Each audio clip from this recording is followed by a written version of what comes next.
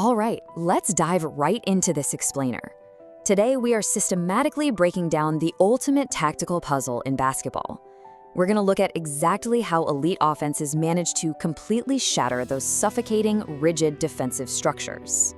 Picture this. Have you ever been watching a professional basketball game where a high-flying, just absolutely unstoppable offense suddenly looks, well, hesitant? Maybe a little confused? You really have to wonder, why do these elite, multi-million-dollar offenses fear the zone so much? It's wild to see teams that usually score at will suddenly passing the ball around the perimeter like it's a hot potato, totally forced into making these uncomfortable, sluggish decisions. To understand how to break it, we first have to look at what the zone is actually trying to achieve. You see, it's not about guarding a specific man. It's entirely about guarding spatial geometry. The whole goal here is to basically build a brick wall around the paint, close down those driving lanes, and drag the game's tempo to a grinding, agonizing halt. So, the crucial point is, how do you smash that wall? The ultimate secret to breaking a zone is actually pretty simple in theory. You have to make the defenders think faster than they can physically react. Because they're protecting space, these defenders must constantly rotate. If you force them to process information just a split second too fast, they hesitate. And the exact moment a defender hesitates, that whole defensive structure just collapses. And you know what zones absolutely loathe? Fast ball movement. The absolute best way to force that fatal hesitation is the extra pass. Instead of taking the very first semi-open shot, you swing the ball rapidly from side to side. When that ball whips across the court, defenders arrive late to their spots, and suddenly, massive gaps rip wide open. Now, this brings up a really fascinating contrast in basketball cultures. In the NBA, you'll often see teams trying to beat zones with pure isolation talent and supreme athleticism, right? They just try to brute force break the shell. But over in European basketball, the traditional weapon is collective execution. They use relentless ball circulation and structured movement to force the entire defense into a state of total panic rotation. Ultimately, a lot of this comes down to a magic number, 5. We're talking about the modern 5-out offense. Against a zone defense, spacing is literally everything. If you place all 5 of your shooters right on the perimeter, you stretch the zone horizontally to its absolute breaking point. You're pulling even the biggest, slowest centers way out from the basket. Okay, let's shift gears and move to the high post. When an offensive player catches the ball at the free throw line, which is right in the heart of the zone, pure chaos ensues. The defense inevitably panics and collapses inward because they just aren't sure who should cover him. The offensive player then uses that uncertainty to either attack the rim directly or fire a quick pass to cutters sneaking in behind the defense. And honestly, nobody, literally nobody, exploits this chaos quite like Nikola Jokic. He is the ultimate high post weapon. When he catches the ball in that vulnerable middle space, he doesn't rush at all.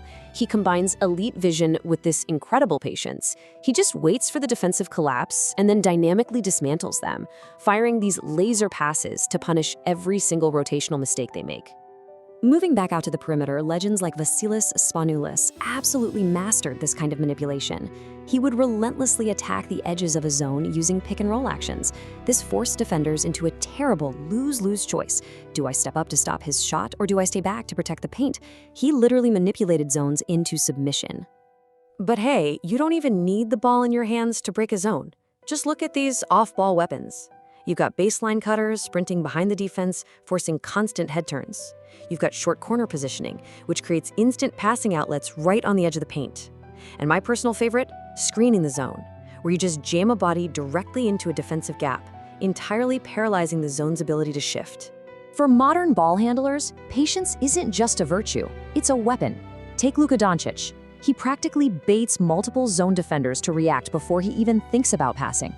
By using ball screens to attack those gaps, he gets downhill just enough to pull 2, maybe 3 defenders towards him. And the exact microsecond they commit, the ball is gone to the wide open man. But what if you just don't want to deal with all that complex half-court execution? Simple. Push the tempo. Zones are at their absolute strongest when the game slows down and defenders have time to build their spatial walls. So grab the rebound and sprint down the floor before the zone can even establish itself. And this brilliantly illustrates another way to beat the structure using pure mathematical dominance. It's called the overload. Against a standard 2-3 zone, you simply place 3 offensive players on one side of the floor. Because the zone only has 2 defenders assigned to that side, it's just a simple, undeniable numbers game. Someone is guaranteed to be left wide open. Of course, in today's game, nothing is left to chance. Modern coaches scientifically attack zones using deep analytics. They track everything: corner three-point percentages, high post efficiency, passing frequency against highly specific formations. They meticulously design plays to target a zone's absolute weakest mathematical point. But wait, defenses aren't just sitting back and letting analytics win. Enter the matchup zone. These are highly complex hybrid systems that combine traditional spatial positioning with man-to-man reactions. They demand absolutely flawless communication from the defense to patch up those traditional weak spots on the fly. It really is an endless cycle of innovation. Every single time the offense finds a crack, the defense patches it, forcing the offense to innovate all over again. So I'll leave you with this to chew on. In this endless tactical chess match, how do you think offenses will adapt to the next evolution of the hybrid zone? Thanks so much for joining me on this explainer, and definitely keep your eyes peeled the next time you see a defense drop into a zone.